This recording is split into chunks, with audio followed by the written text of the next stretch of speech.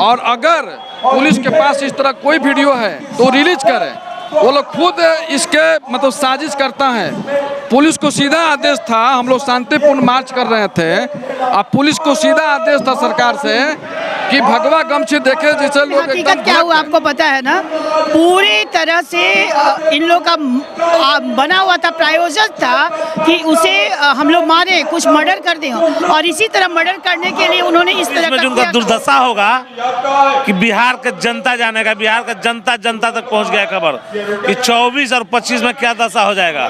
घर के घाट हमारे साथ बीजेपी की पूनम शर्मा जी हैं। जिस तरह से लाठियां बरसाई गई बीजेपी कार्यकर्ता पर, पदाधिकारियों पर, विजय कुमार सिंह जी की मृत्यु हो गई, आपने कहा कि वो शहीद हो गए पार्टी के लिए, और जो है महागठबंधन की सरकार है ये कहती हुई नजर आ रही है कि वो स्वाभाविक मौत थी, उन्होंने प्रोटेस्ट करने का जो तरीका है जो शांतिपूर्वक वो कर नहीं रहे थे। देखिए, आप लोग मीडिया वाले सारे लोग कुछ भी किसी का सुन लेते हैं, लेकिन सही में हकीकत क्या हुआ आपको पता है ना, पूरी तरह से इन लोग का बना हुआ था, प्रायोजन था कि उसे हम लोग मारे, कुछ मर्डर कर दें, और इसी तरह मर्डर करने के लिए उन्होंने इस तरह का किया काम।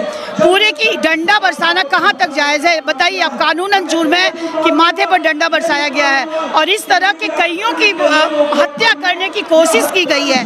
ये हमारे महागठबंधन सरकार की निष्फलता है, विफलता है, और हम कहना चाहते हैं कि ये नीतीश कुमार जो अपने आपा में आए हुए हैं, इनको समझना चाहिए। और दूसरी बात, उनके जो राष्ट्रीय अध्यक्ष हैं वो बोलते हैं कि ये सही हुआ है, ये सरासर गलत है। उनका ये बयान पर हम लोग काफ़ी निसंदेह करते हैं और हम आक्षेप करते हैं कि ऐसा बयान उन्हें नहीं देना चाहिए। आप लोग कह रहे हैं कि विजय कुमार सिंह पार्टी के लिए शहीद हो गए, तो क्या इस शहीद को क्या लग रहा है हक मिलेगा?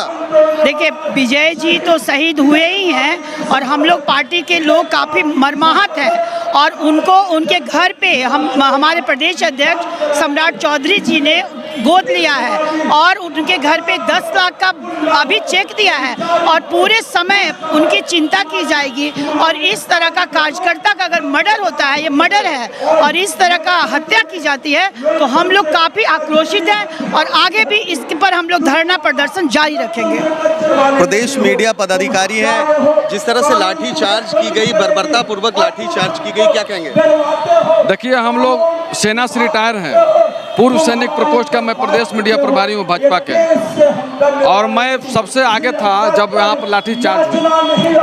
और ये मीडिया में कुछ न्यूज़ चला रहे हैं, पुलिस वाले बोल रहे हैं कि मिर्ची पाउडर का इस्तेमाल किया गया, ये बिल्कुल गलत है। और अगर पुलिस के पास इस तरह कोई वीडियो है तो रिलीज करें। वो लोग खुद इसके मतलब साजिश करता है।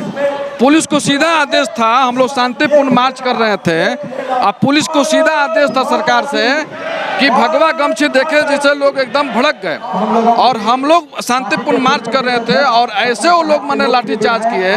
अब बताइए कि लोग भाग रहे हैं और पीठ पर लाठी मारी जा रही है। वो तो कह रहे हैं कि पत्थरबाजी की गई, आंखों में मिर्च झोंका गया, इस कारण लाठीचार्ज। बिल्कुल नहीं, वहाँ पर सैकड़ों मीडिया बंधु थे, किसी ने भी पत्थरबाजी की और मिर्च की घटना को रिकॉर्ड नहीं किया। अगर वो लोग रिकॉर्ड किए हैं तो मैं सरकार से और पुलिस प्रशासन से मांग करता हूं, अपना पूर्व सैनिक प्रकोष्ठ के प्रदेश मीडिया प्रभारी होने के नाते भाजपा के, कि अगर ऐसी उनके पास कोई वीडियो है तो रिलीज करें। वो बिल्कुल गलत बोल रहे हैं, इस तरह का कोई घटना नहीं घटी थी। और सरकार जिस तरह से दमनकारी नीति अपनाई हुई है अपने भ्रष्ट नीति को छुपाने के लिए, ये बहुत ही जो बिहार की जनता है त्रस्त हो चुकी है। बिहार अब परिवर्तन मांग रहा है, और आने वाले समय में नीतीश कुमार और तेजस्वी जी को इसका खमियाजा भुगतना पड़ेगा, क्योंकि बिहार में वो बोलते हैं कि अयोग्य जनता है, शिक्षक नहीं है, दूसरे स्टेट से शिक्षक लाने के काम कर रहे हैं, जबकि बिहार की पब्लिक जो है, बिहार की युवा जो है विदेशों में जाके झंडा गाड़ते हैं। बिहार के युवा जो हैं IAS IPS में अपना नाम रोशन करते हैं पूरे देश में, तो क्या उनको बिहार में शिक्षित युवा नहीं मिल रहे हैं शिक्षक के लिए? तो ये हम लोग पूरा मांग करते हैं कि डोमिसाइल नीति लागू किया जाए और शिक्षक की नियुक्ति कराई जाए, और नहीं बिहार सरकार इस्तीफा दे, हम लोग मांग करते हैं। नमस्कार। हमारे साथ कुछ और भी लोग हैं। क्या नाम है सर आपका? अजीत कुमार यादव, दानव विधानसभा। ये मुख्यमंत्री ऐसा कभी नहीं आया था जो बिहार का 15 साल में 15 कर्म कर दिए। ये मुख्यमंत्री ऐसा है कि तिरे राजद के तरफ आते रहे बीजेपी की तरफ।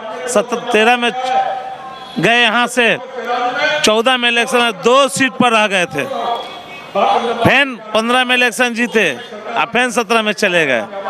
गए तो क्या दशा किए हैं, ऐसा मुख्यमंत्री कभी नहीं मिला था। तो आप लोग जाते क्यों हैं? हम लोग जाते नहीं, आते हैं वो। अब उनका दरवाजा बंद है यहाँ।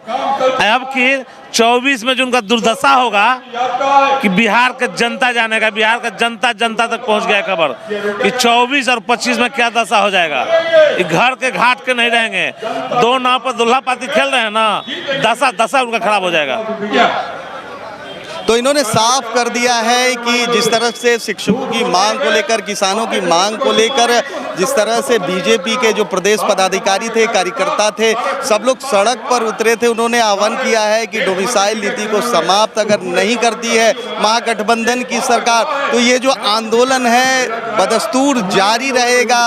अभी आप हमारे हौसलों को तोड़ नहीं सकते हैं। जिस तरह से लाठियां बरसाई गई थी, मैं आपको बताऊं कि 13 जून को जो ये विरोध प्रदर्शन कर रहे थे उसमें लाठियां बरसाई गई थी, तो उन्होंने साफ कर दिया है कि आप कितनी भी लाठियां बरसाएं, शिक्षकों के हक को लेकर, जो किसानों को हक कर लेकर, वो सड़क पर एक बार फिर से उतरेंगे।